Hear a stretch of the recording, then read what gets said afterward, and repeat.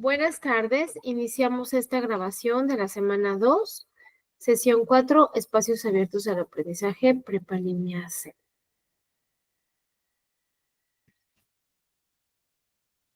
Bueno, para esta sesión me era importante que pudiéramos realizar esta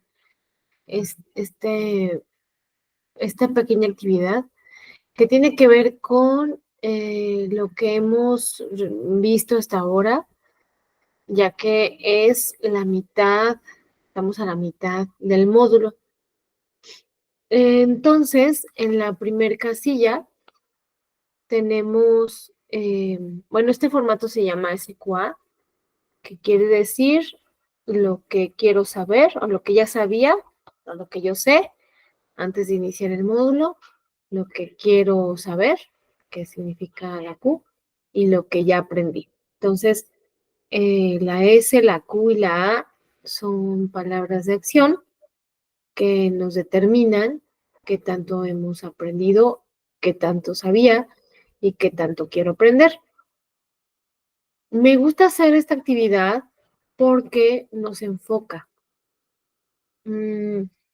nos hace más conscientes de, de qué estoy, con qué llegué, ¿no? O sea, pensar o reflexionar con qué llegué al módulo, eh, nos hace enfocarnos para determinar qué quiero aprender y me hace darme cuenta y adquirir un poco más de seguridad sobre lo que ya aprendí.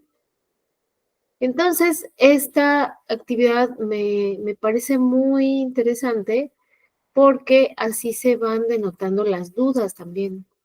Sobre todo, casi siempre hay en lo que no he aprendido, lo que quiero saber, a mí me hace ver cuáles son las dudas de los estudiantes, de ustedes, y poderlo desarrollar. Sin embargo, en este momento, una vez más, pues no estudiantes, pero si revisas la grabación, cuando esté lista, lo puedes hacer y hacérmelo llegar.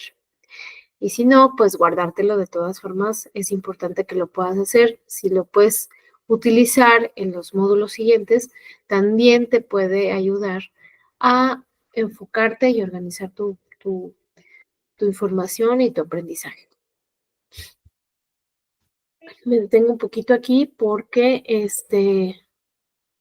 cuando me encuentro sola en la grabación, luego se cierra. Bueno, hasta ahorita no. Entonces sigamos. Bueno.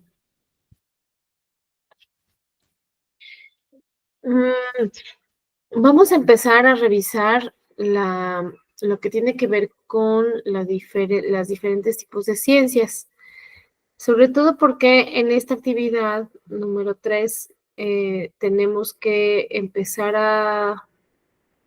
a seleccionar o hacer ¿cómo decir?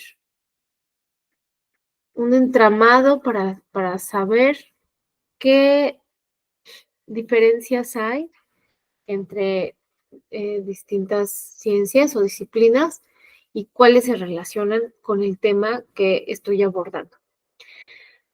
Entonces, tenemos las ciencias formales y las ciencias prácticas.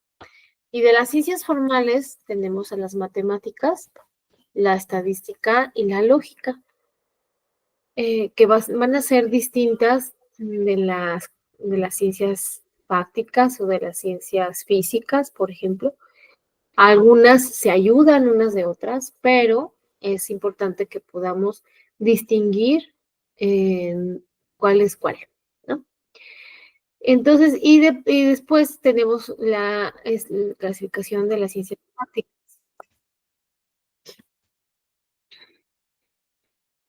Tenemos las ciencias fácticas, ¿ok? Entonces tenemos que decía yo que tenemos las ciencias fácticas y de las ciencias fácticas, las ciencias sociales y las ciencias naturales. De las ciencias sociales está la sociología, la psicología, antropología y economía. Y las ciencias naturales está la física, la química y la astronomía como las ciencias físicas. Y las ciencias biológicas, biología, zoología y botánica. Las ciencias de la tierra, geología, meteorología y paleontología. Tenemos otras ciencias que aquí no se mencionan. Por ejemplo, la ecología o por ejemplo la geografía, que de pronto la geografía se relaciona con las ciencias sociales, se relaciona con las ciencias biológicas y se relaciona con las ciencias físicas. Porque la geografía podría ser geografía física y tiene mucho que ver con la física sobre todo, ¿no? Pero también tiene que ver con la geología y también tiene que ver con la meteorología, pero también tiene que ver con la sociología, por ejemplo, y con las ciencias biológicas también. Entonces, ¿dónde la metemos a la geografía? Bueno, pues hay una como subdivisión en donde encontramos a la geografía física y la geografía social. Y la ecología, pues también, ¿no? Se puede, van muy de la mano porque tenemos, por ejemplo, que la ecología también va a determinar ciertas situaciones de las ciencias sociales, pero también de las ciencias biológicas y también de las ciencias físicas, ¿no? O sea, o de la tierra. Entonces, sí, de pronto se relacionan unas con otras y esto también ayuda y aporta a las diferentes disciplinas. Bueno, está muy largo esto. Estamos revisando esta semana un debate, en el cual el debate tiene que ver con con hablar sobre las drogas, ¿no? Ver si de qué manera puede ser factible que puedan ser legales, pero podríamos decir qué tipo de drogas se pueden legalizar y qué tipo no. Hay unas drogas que ya son legales también, ¿no? Hay unas que no son legales. ¿Cuáles serán más inofensivas que otras? Pues va a depender tal vez del consumo y de cómo se lleven a cabo las prácticas relacionadas con estas sustancias. Es importante que se abra el debate porque hubo un tiempo en el que no se hablaba y no se decía absolutamente nada. Era un tema tabú. Entonces, el que fuera un tema tabú, este, pues hacía que no se pudiera hablar sobre el tema y entonces cada que se pudiera tocar la situación de poder hablarlo, pues no. O sea, la gente mayor y las autoridades educativas, autoridades de cualquier otra institución, pues se cerraban, ¿no? Así como ese tema, pues hay otros también que podríamos poner sobre la mesa. Pero en este caso, bueno, pues está este debate acerca de la legalización de las drogas. Y se pone como referencia a la marihuana, porque también hay lugares en el mundo donde la marihuana ya es legal y, y bueno, empieza a abrirse ese mercado, ¿no? Como tal, de pronto se toma en cuenta que quizá se pudiera frenar un poco el narcotráfico, pero pensemos o si podemos investigar más, nos daremos cuenta que el tema del narcotráfico es tan amplio que ese es el menor de los problemas, ¿no? El hecho de tener legalización en la marihuana es el menor de los problemas. Este es como una hidra gigantesca cortan una cabeza y salen 4 cabezas más. Entonces, es un tema sumamente complejo que no podría pensarse que por legalizar la marihuana, pues ya se va a acabar. O sea, no, creo que por ahí no va la situación. Tendría que haber otras estrategias, pensarlas, ¿no? Pensarlas desde la sociedad y ponerlas en la mesa de debate. Bueno, entonces tenemos como características de un debate que tenemos que tener un tema definido y va a girar el diálogo va a girar en torno a preguntas y afirmaciones, como debería legalizarse la eutanasia o debería, que ese también es otro tema, o sea, acaba de salir en las noticias una chica que quiere lanzar esa propuesta porque tiene una enfermedad, 1, 2, 3 enfermedades y no puede, o merma su calidad de vida, ¿no? Entonces, por ejemplo, hay otra, la tecnología mejorará las relaciones humanas, o la legalización del aborto, o el aborto en sí mismo, o la legalización de las drogas, ¿no? O sea, como que son esos temas tabú que de pronto, pues es importante hablarlos. Al final de cuentas, si los hablamos, podemos tener una idea de qué se trata también. Bueno, pues también tiene que haber una posturas opuestas, entonces participan al menos 2 partes como posiciones contrarias, una a favor y otra en contra. Hay una argumentación lógica, cada parte presenta argumentos sólidos basados en evidencias, razonamientos y ejemplos concretos. Entonces, la diferencia entre un debate oral, ¿no? Un debate que estuviera un día con un montón de personas dialogando sobre un tema. En la plataforma, pues va a ser de un poco distinto, pero también tiene que ver con una temporalidad y con plazos para poder estipular esas participaciones, ¿no? Entonces, en la plataforma está dirigido de la siguiente manera. Se tiene que hacer una aproximación sobre el tema y después hacer una aportación a favor, hacer una aportación en contra, debatirle a un compañero o una compañera y hacer un cierre, más o menos algo así. Entonces, bueno, es importante que cuando realicemos las posturas a favor o las posturas en contra, tengamos justamente esos argumentos. Y los argumentos no solo van a ser opiniones, porque todos tenemos derecho, todas y todos tenemos derecho a opinar. Podemos decir lo que queramos, siempre y cuando no dañemos a los demás, ¿verdad? En este sentido, está bien, pero cuando queremos hacer argumentos, y en este caso en un debate, necesitamos mostrar evidencias. Sí o sí necesitamos mostrar evidencias. Y esas evidencias tienen que estar nombradas en lo que estemos escribiendo, ¿no? ¿Cómo vamos a hacer este nombramiento de evidencias? Pues haciendo citas textuales o haciendo paráfrasis. Después de las citas textuales necesitamos escribir la fuente de consulta, ¿sale?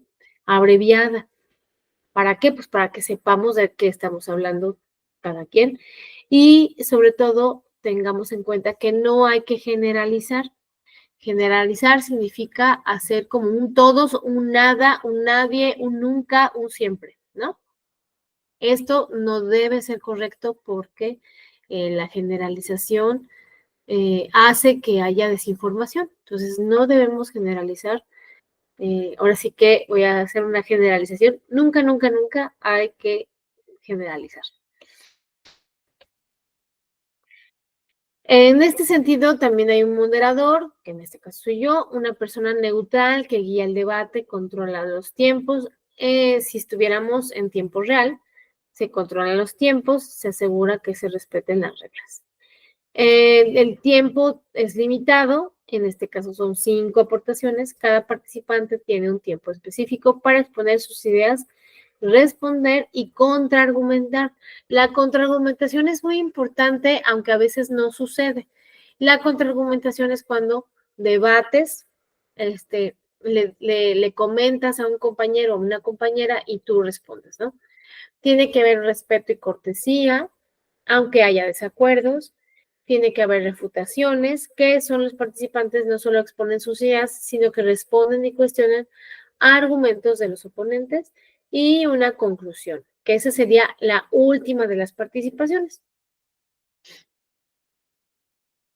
¿Por qué es importante investigar previamente para hacer un debate o para lo que tengamos que hacer en la vida? Pues porque fortalecen los argumentos. La investigación permite construir ideas con base en datos, ejemplo, teorías relevantes. No es lo mismo decir creo que o afirmar según el informe de la OMS, ¿sí? Esto es importante porque tiene que ver de pronto cómo encaran los argumentos dentro de sus textos. Hay ocasiones, muchas ocasiones, está este supuesto de creo que sería importante que se legalizaran las drogas porque tal cosa. Y para poder generar argumentos necesitamos ser contundentes, ¿sale? Necesitamos contundencia y la contundencia nos tiene que dar afirmaciones. Y las afirmaciones tienen que estar planteadas probablemente con ayuda, no probablemente, tienen que estar planteadas ayudándonos de las evidencias. Por ejemplo, según el informe de la OMS, esa sería una evidencia, ¿sí? Ya, según el informe de la OMS, las comillas y lo que tenga que decir, ¿no? Anticipa contraargumentos. Al conocer bien el tema, puedes prever qué dirá la parte contraria y preparar respuestas sólidas. Esto da ventaja. Evitar errores o desinformación. Investigar ayuda a no caer en mitos, prejuicios, afirmaciones falsas que podrían debatir tu postura. Bueno, los elementos, estos ya lo hemos tocado antes. Necesitamos que tenga un título, una introducción, un desarrollo, conclusión y las fuentes de consulta. Vamos a ver un video acerca del debate.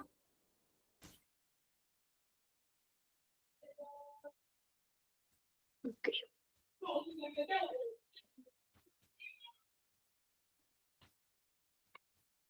Ok, vamos a ver.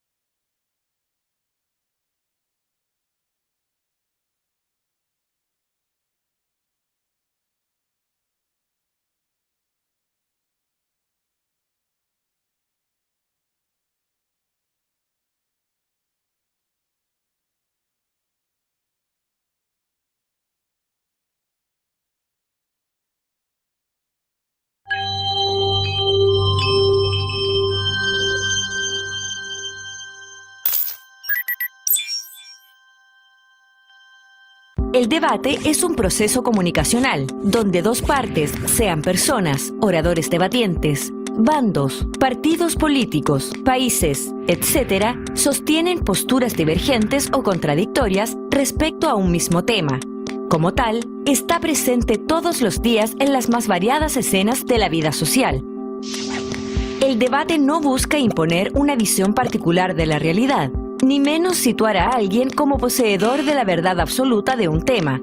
Ya que es un ejercicio dialéctico, el debate acerca posturas, contrastándolas una con otra, de tal manera de llegar a una síntesis o solución común. Así, el debate es una herramienta constructiva y no destructiva como muchos equivocadamente piensan. sea lo que sea que se debate, se intentará sostenerlo en base a razones. Así, lo primero y más importante en un debate es pensar, y pensar muy bien para obtener así sólidas razones que fundamenten su postura. El debate de esta forma estimula y desarrolla el pensamiento lógico crítico. Luego, estas razones deben ser comunicadas o expuestas a la contraparte, audiencia o jurado según el caso, y el vehículo para exponerlas es el orador. Este usará su palabra y también su cuerpo para comunicar sus razones. El debate académico o competitivo enfrenta a dos equipos, cada uno de los cuales defiende una postura, favor o en contra, sobre un tema. La postura de cada equipo la llamamos tesis, moción o tema. Toda tesis de debate debe ser objeto de duda o divergencia. Cualquier tesis respecto a la cual todos estamos de acuerdo, obviamente, no es objeto de debate. Esto es lo que llamamos tautología, y ellas no son objeto de debate.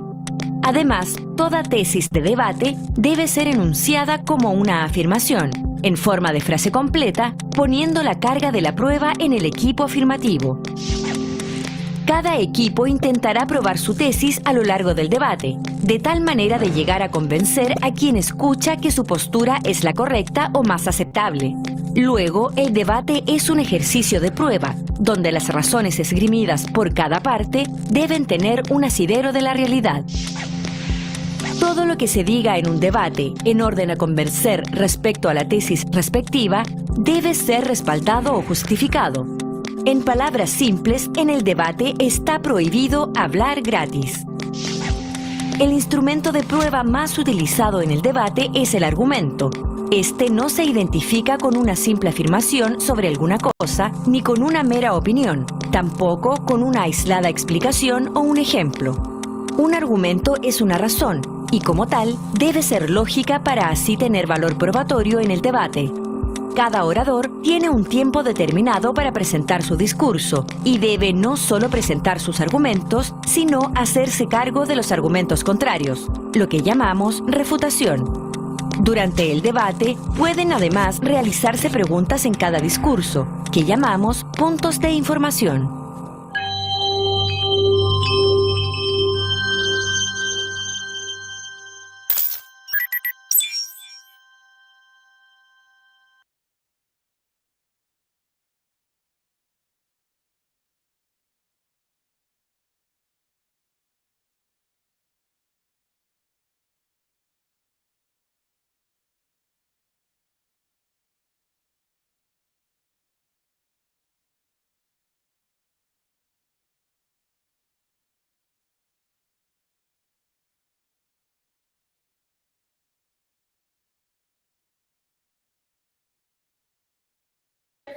A ver, te estoy leyendo y para ver si lo podemos resolver. ¿Por qué no funciona? Marca el nombre de la reunión, no existe y me di cuenta que le faltaba una letra. Ah, ok, ok. Estoy tratando de entrar. A ver. Ay, sí, tengo muchos. No sé si es mi internet.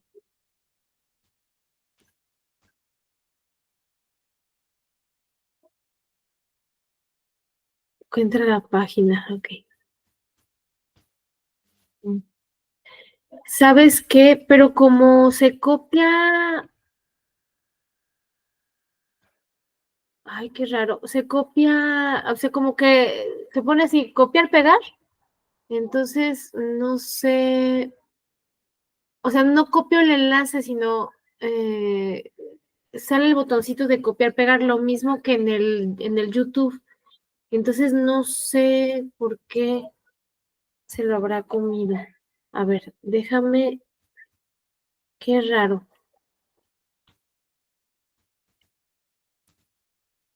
A ver.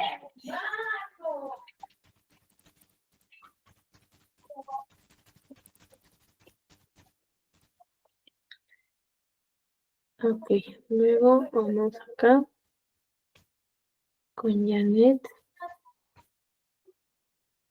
Se encuentra en la sesión.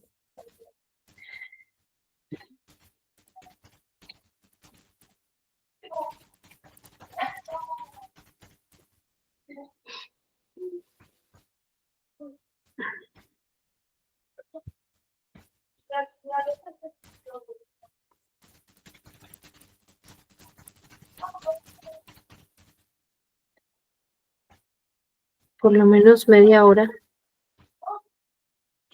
Ah, Romina.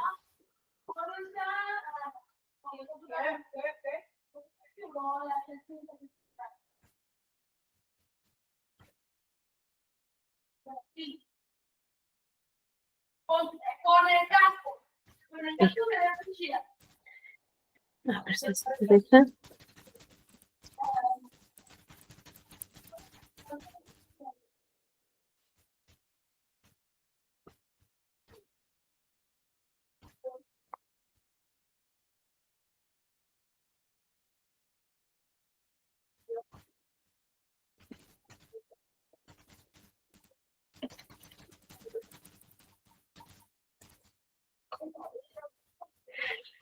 Ah. Bueno, a ver si así les deja entrar. Le pusiste letras al azar y encontraste la reunión. ¡Ay, qué loco! Pues gracias por avisarme, Romina. Ya les mandé, sí tenía 8 mensajes. Ya les mandé mensaje a ver si pueden entrar. Qué raro. Sí, es que comparé las reuniones pasadas y me di Ajá, cuenta que le faltaba ahí una letra. ajá, Ay, perdón, es que ando enferma. así. Y ya, me di cuenta que le faltaba al final una letra y Ajá. ya estuve picando letras al azar hasta que encontré esta. La reunión me marcó como que la reunión se estaba grabando Ujú. y ya vi que era la de esta sesión. Ah, Entonces, era la E, le falta una E. ah, a ver cómo las puse. Yo creo que en el foro a la mejor se comió la letra, como dice. Ajá. Sí, es que está raro, te digo que sí está raro porque a la hora de, o sea, ya están programadas las sesiones. Entonces, no hago como un copiar, pegar, como si copiara todo el enlace, sino que más bien, pero pudo haber sido, sino más bien, ya ves que luego te da la opción de un botoncito que dice copiar y ya Ajá. te supondría que tendría que estar completo. Pero pues ahora sí que quién sabe. De todas formas, ya les mandé mensaje, pero no, a lo mejor ya dejaron de intentar. Bueno, ya ni Sí, es que sí, ya pasó igual un ratito. media hora. Igual estaba piqui piqui a ver cuál era. Pero qué lista eres, Romina. Muy bien. Muy bien, Romina, y gracias por avisarme. Fíjate que vamos a poner ahora este video que dice filosofía, porque tiene que ver con con las ciencias, cómo nacen las ciencias y cómo se relacionan, porque esto también nos va a llevar como en esta parte, déjame ver.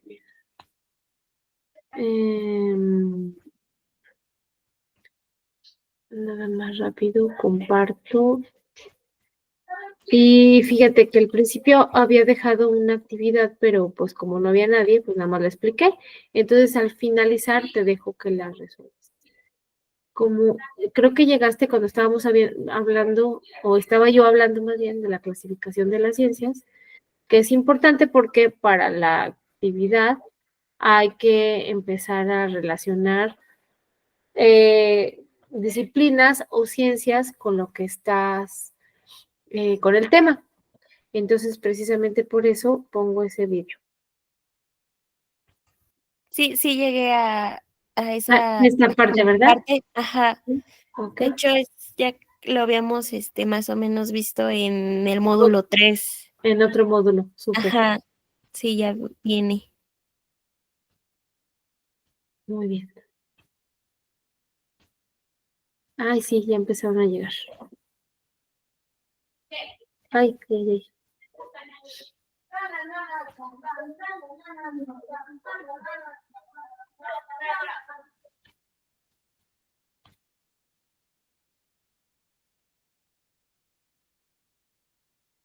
Si eres un profesional con experiencia o habilidades avanzadas, Estados Unidos te necesita.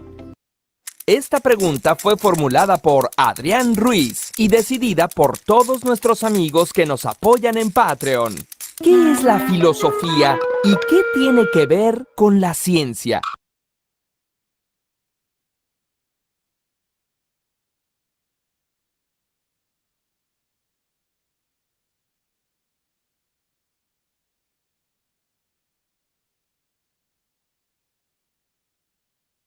Bienvenida, Jennifer. Que no podían entrar, ¿verdad? Bueno, llegas justo a tiempo.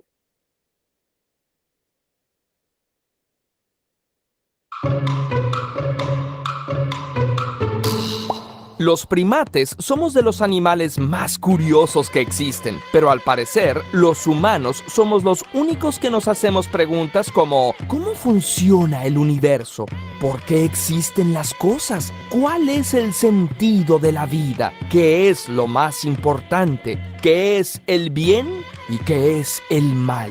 Las primeras respuestas que la humanidad le dio a esas preguntas fueron los mitos, épicas historias sobre dioses y seres sobrenaturales que dieron origen al mundo, pusieron orden en el cosmos y dictaron normas de convivencia. Se trata de historias magníficas y poderosas que hasta la fecha nos comunican verdades profundas, y durante milenios estas explicaciones míticas parecían bastar. Pero algo interesante empezó a suceder en esta región del mar Mediterráneo en el siglo VII antes de nuestra era. Se trataba de una región donde convivían muchas culturas y religiones. Las personas se daban cuenta de que sus mitos no eran los únicos, que cada grupo tenía los suyos. Quizá esto propició que algunos cuestionaran sus creencias, y el hecho de que hubiera tolerancia religiosa también ayudó. No había un dirigente que obligara a todos a creer lo mismo. Por esa época también hubo un auge en la creación de mapas. Los viajeros comenzaron a explorar y registrar el mundo y vieron que no era tan parecido a lo que decían las leyendas. Por último, la riqueza de la economía propició que hubiera ciudadanos con bastante tiempo libre como para dedicarse a pensar.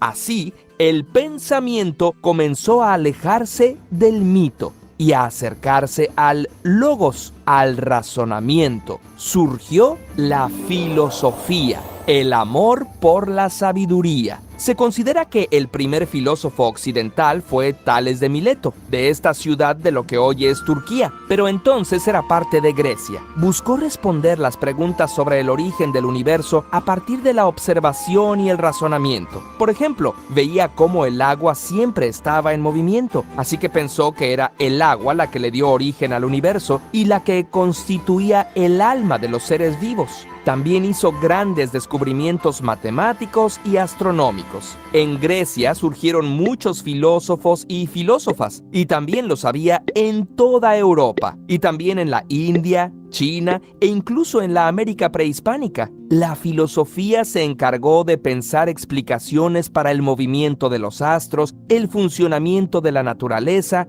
y los números. Las piedras caen porque las atrae la tierra, que es de naturaleza semejante, y es lógico que las piedras más pesadas caen más rápido que las piedras más ligeras. Pero los filósofos también reflexionaban sobre la esencia de la realidad, sobre el bien y el mal, y sobre la mejor manera de vivir. No había división del conocimiento. Los filósofos pensaban acerca de todo, y esa es la primera relación entre filosofía y ciencia. Se podría decir que la filosofía es la mamá de todas las ciencias. Alrededor del siglo XIII surgieron los protocientíficos, filósofos como Roger Bacon, que se dieron cuenta de que el razonamiento no es suficiente para explicar el mundo. Es necesario contrastar la razón con la experiencia, ver si lo que pensamos concuerda con lo que podemos ver, tocar, medir y pesar. A esta corriente filosófica se le llamó empirismo y es la que llevó a Galileo Galilei a hacer experimentos para ver si lo que pensaban los antiguos filósofos era cierto. ¡Ah! ¡Aristóteles estaba equivocado!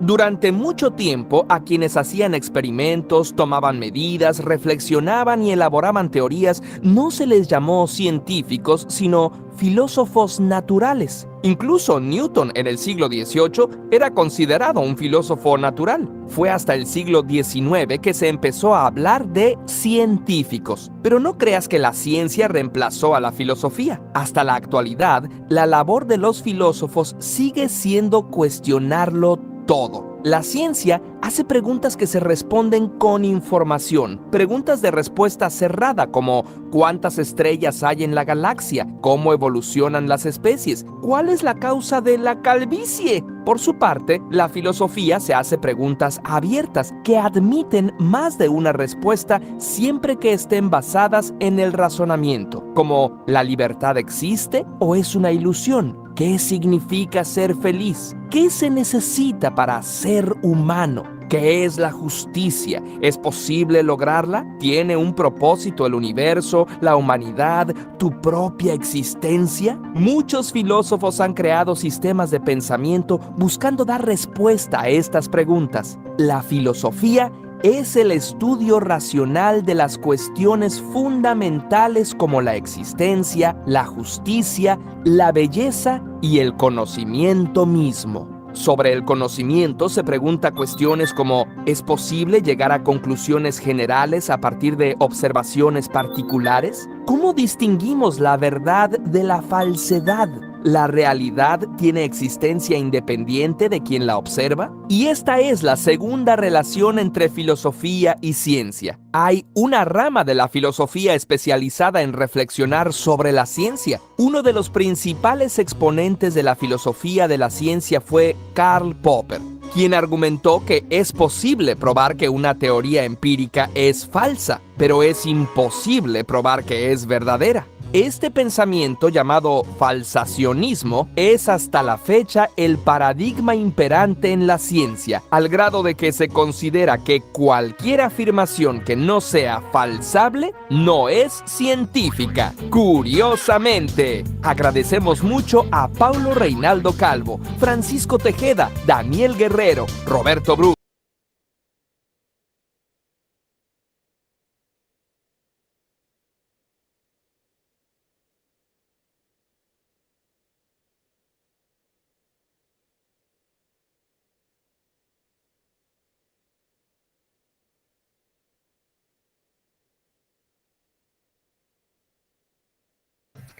Bueno, qué bueno que ya se unieron un poquito más. Entonces, antes de que se nos vaya a ir la clase, tenía yo esta actividad que en un principio la expliqué, pero no estaban, ¿no? O sea, no habían podido entrar. Entonces, bueno, vamos a tratar de hacerla. Fíjense bien, esta actividad a mí me gusta hacerla a la mitad del módulo, que es justo en esta sesión, y a la mitad del módulo y hacia el final, ¿sale? Entonces, son 3 casillas, como quien dice.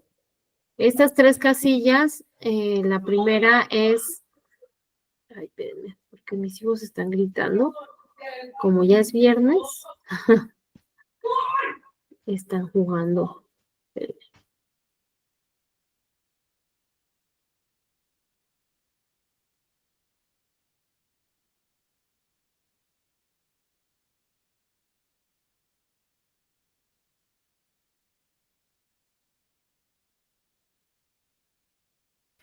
Bueno, creo que sí me escucho.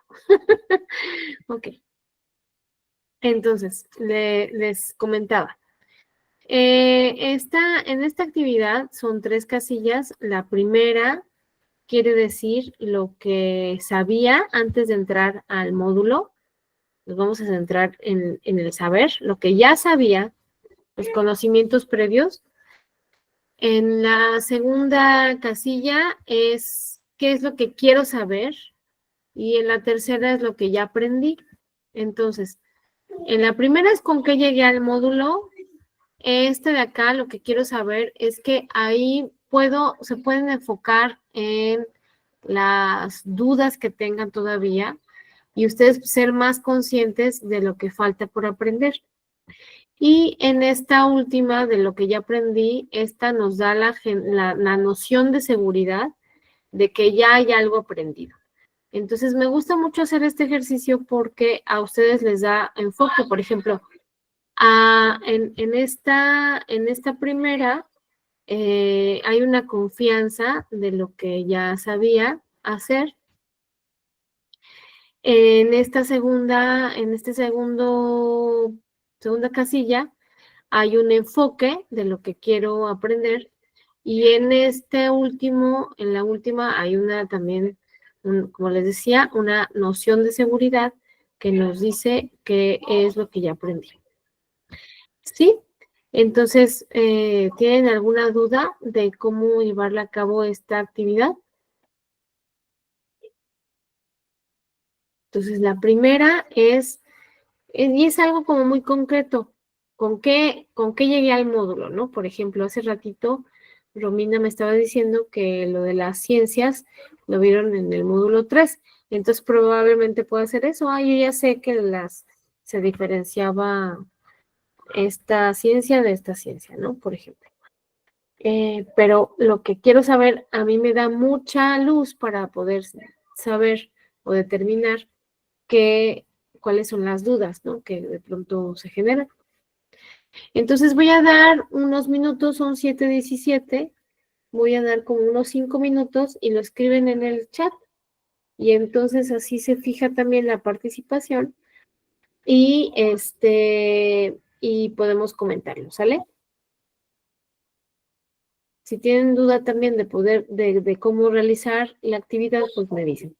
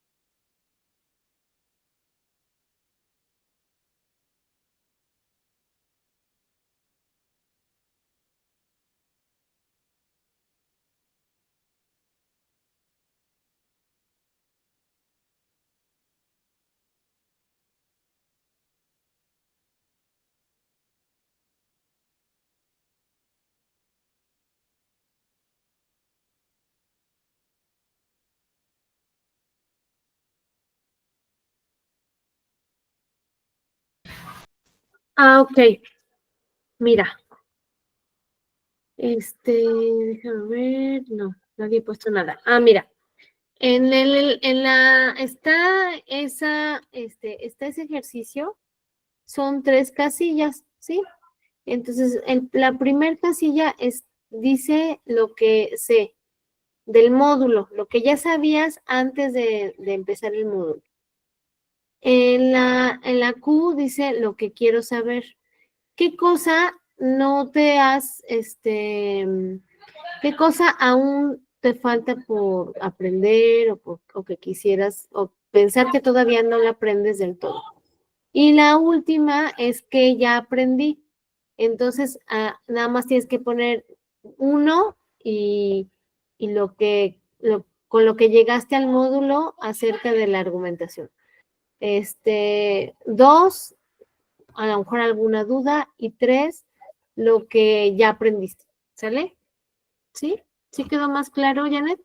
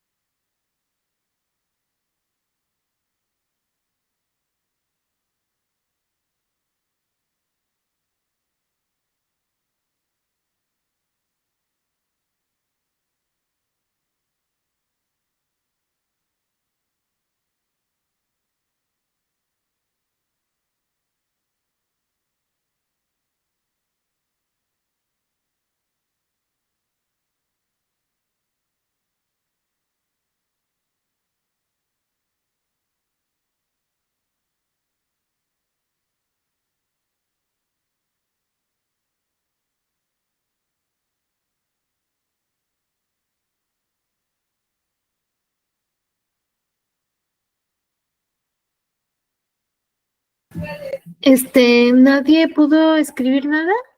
porque pasaron ya los 5 minutos, entonces no sé si se hicieron.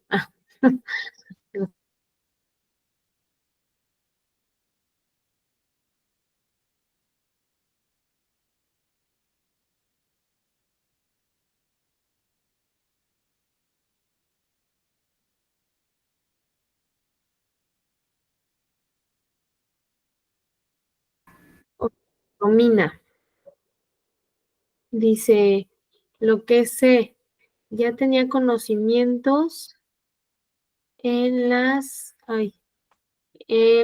estructuras de un texto. Por ejemplo, que debe llevar una introducción, desarrollo, conclusión. Muy bien. Cómo organizar las ideas que quiero plasmar en un texto. Además, ya sabía cómo clasificar las ciencias. Ajá. También cómo buscar información en fuentes confiables. Lo que quiero saber es cómo puedo mejorar en el tema de las afirmaciones. Ajá, sí es complicado eso. Y por último, lo que aprendí es cuáles son los tipos de textos argumentativos, ajá, y cómo realizar una investigación. Ah, muy bien, Jennifer. Lo que sé es pues que hay que leer muchísimo. Bueno, sí, saber, saber argumentar y redactar, porque no solo es escribir 2 o 3 renglones, ándale, ajá, es darle buena estructura, exactamente. Lo que aún no estoy aprendiendo es poner referencias. Ya sé que siempre falta algo. Ah, pero todo es seguir continuando para poder lograrlo. Sí, claro. Romina, documental. ¿Y en qué lugares, fuentes podemos consultar e investigar información confiable? Ajá. Ok, muy bien. Muchas gracias. Fíjense, déjenme les platico para que vean que no está tan sencillo, pero ahí vamos. Doy una clase de redacción universitaria en una universidad, pero entonces me piden en esa universidad que les dé las bases de cómo hacer un artículo de divulgación científica o un artículo de opinión o hacer una reseña y así, etcétera. Y entonces yo dije, bueno, a pesar de que tenga yo una maestría, pues no he publicado muchos textos.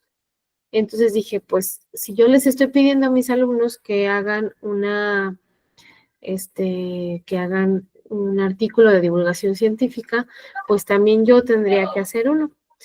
Bueno, pues entonces hay algunas revistas indexadas y entonces me puse en marcha a hacer un artículo y fue difícil, ¿sí? O sea, el asunto es que no es así como que ya lo dominemos y ya. Mi forma de escribir, por ejemplo, es un poco más literaria o periodística, sobre todo porque soy comunicóloga. Y el tema es que para un artículo de divulgación científica, pues tiene que ser más científico, ¿no? O sea, sumamente objetivo el lenguaje. Entonces, nos costó trabajo a la editora y a mí ver, o sea, cómo había que corregir y se logró. Y sobre todo tiene que ver con eso, cómo empleamos las citas textuales y las paráfrasis dentro del texto, porque esto ayuda a hacer argumentación, ¿sale? Entonces, probablemente en un mes no lo van a tener como del todo ya asimilado, pero sí se sientan las bases, o sea, se siembra la semilla para que cuando vuelvan a tocarles otro tema que tenga que ver con redacción, ustedes se acuerden y digan, ah, sí, pues es que teníamos que volver a saber o regresar, por ejemplo, al manual de citas para saber cómo citar. Chequen ustedes el manual de citas, o sea, de pronto cuando ya empiecen a escribir, a hacer su tarea, como quien dice, vayan, ténganlo de cabecera, porque eso les va a ayudar muchísimo a tener a tener esa seguridad de cómo plantear la información. Es que muchas ocasiones lo que hacemos es hablar como escribimos y como les repito, todos tenemos derecho a opinar, es importante que opinemos, es nuestro derecho de expresión. Sin embargo, la expresión misma no son argumentos, porque los argumentos tienen que tener una validación, tienen que tener una evidencia, y la evidencia justo se tiene que ser mostrada. No es suficiente solo con escribir las fuentes de consulta al finalizar del texto. Digo, eso está bien porque es lo que te está avalando, que fue lo que investigaste, pero en el mismo texto tendría que estar referenciado, ¿sí?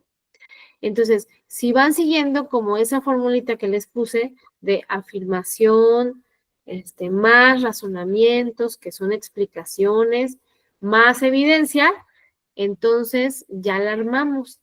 Y la evidencia sería, como dicen en el INEGI, como dicen ¿sí? Y mostrar la evidencia, que la tengo por aquí, que ya estamos acabando, pero déjenme ver si está de este lado.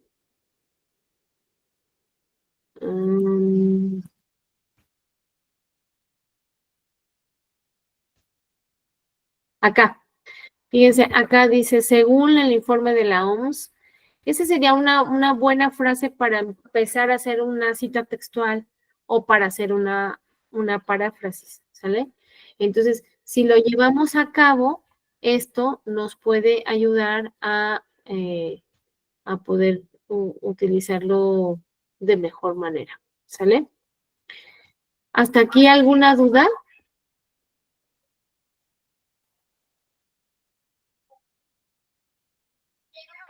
Sin dudas. Bueno, pues entonces ya terminaríamos nuestra sesión de hoy y el miércoles nos encontramos, ¿sale? Espero que sin problemas. Muchas gracias. Cuídense mucho. Al ratito subo la grabación. ¿Sale? Gracias. Que tengan un bonito fin de semana. Espero no atrasarme ya con los trabajos, aunque tengamos un asueto el martes. Ay, qué bueno. Cuídense. Bye. Gracias, bye.